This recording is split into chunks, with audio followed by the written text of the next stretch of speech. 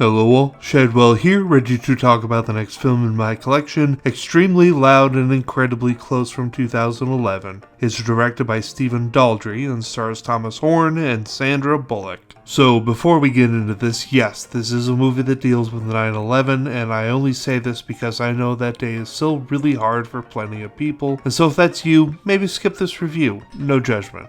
I saw this film coming up in the rotation, and I grew a little excited because I honestly remember very little about it other than that it ties into 9/11 and has Tom Hanks in it. I was a little excited to rewatch it because there must have been something about it that made me purchase it way back in 2011 or 2012 after watching it for the first time, and I couldn't wait to rediscover that reason. Well, now watching it again and it being fresh in my mind, I absolutely know why I purchased it for my collection.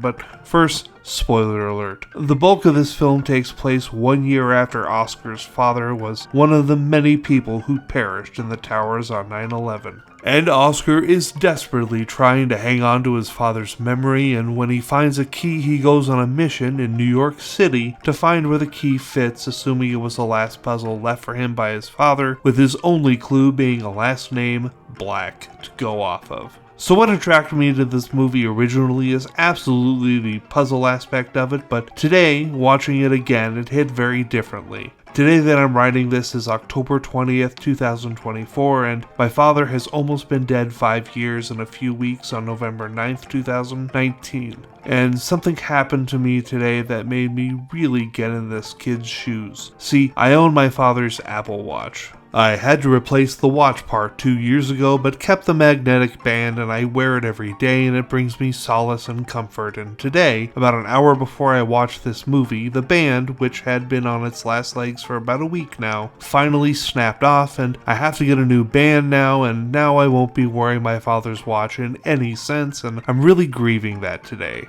And this film just drove the point home a little bit harder. So maybe I was a little biased in this viewing, but I think this film is fantastic. The middle section with Max von Sydow being my favorite part of the movie. What does the key go to? You'll need to watch the movie yourself for the answer to that question, but I can tell you right now that it's not the destination, but the journey that is important on this coming-of-age quest for young Oscar. I'm giving Extremely Loud and Incredibly Close an A- for totally fucking with me in the best way possible. Tomorrow it's back to the 50 excellent 80s films with the movie A Hazard of Hearts.